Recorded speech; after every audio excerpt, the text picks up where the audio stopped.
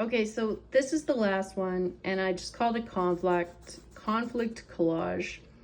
And this can be a different kinds of conflict. It relates to the question page that we did where I was talking about different kinds of conflict.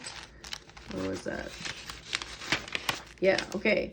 So you can have ideological conflict, and you can talk about the ideologies and have them kind of in conflict with each other, usually a half-half or versus, okay? You could have systems conflict, and you can have personal conflicts, so between characters.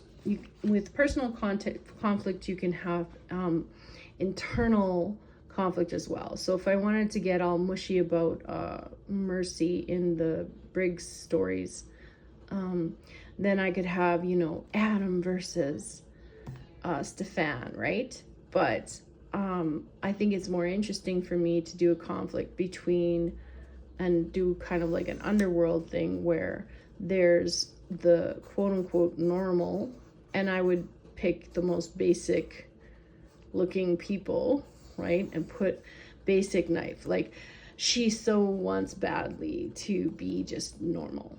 And then underneath the life that she's trying to lead with her cars, and she wants to have normal friends, and she'd just like to just be normal. She tries so hard not to be part of the supernatural world.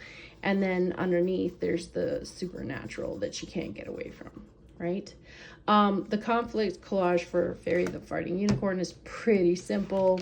There's polite, so politeness, and there's being free with your farts. And that's what that is. And so you would have to find kind of like things about politeness and glue them in here and that.